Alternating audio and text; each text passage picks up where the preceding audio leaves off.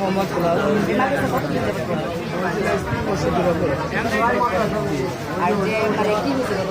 ঘটনা হয়েছে আমার ছেলে বাসায় থাকতো, বাসায় থাকার পর এই হুজুরে বড় হুজুরে বলতেছে যে দেন বুঝাবো আপনার ছেলে যদি বাসায় থাকে তাই ছেলে রাত 4টে ঘরে উঠে বাসার চাইতে সময় হয়ে যায়, দেখা গেছে এক কথা করে আলায় এরপর আসে।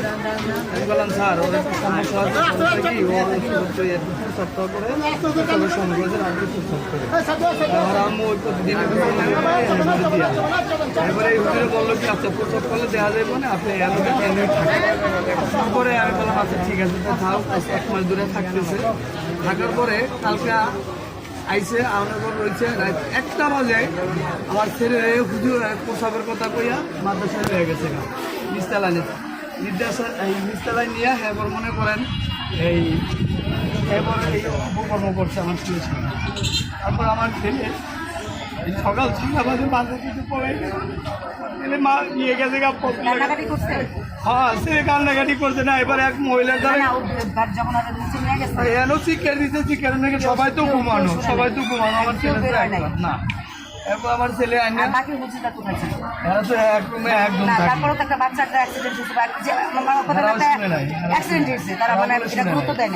তারপর না জানার পর আমার ছেলে বাসায় যদি নাস্তা খাইতে যায় সকালে 7:30 বাজে নাস্তা খাইতে 15 মিনিটের টাইম দেয়। 7টার 1 মিনিট ওভার হইলে আমার ছেলে আমার বাসায় ফোন দেয়। বাসায় যায় নাই, আমার ছেলে গেছে গা গিন্নার জোরে বা ইয়ের জোরে আমার ছেলে গেছে গা হে ফতুল্লাহ 1 লাখ হাঁটতে হাঁটতে গেছে গা রাস্তায় কানতে গেছে গা। এরপরে এক মহিলা লাগে দেওয়া হয়েছে। এবার আমার ছেলে বলে আন্টি আপনার এবার আমার দ্বারা ফোন দিয়ে আমি ঘুমের কথা লাভাই এবার ছেলে কান দেখে এক মহিলার হাতে যখন আপনি যাইতেছেন আপনার ফোনটা যাইছে আন্টি আপনার মোবাইলটা একটু দেন আমি আমার আব্বুরে ফোন দিব। তাই আমার ছেলে পাঞ্জাবি পরা টুপি মাথায় তো মহিলা মনে করছিল মাদ্রাসায় পড়ে।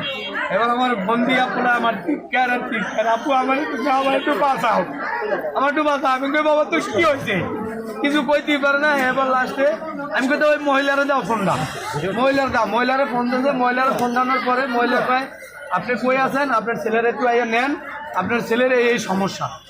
এবার আমি যাইয়া এবার এই ছেলের লয়ে আইছি আইয়া দিয়ে আমার ছেলের অবস্থা খুবই খারাপ।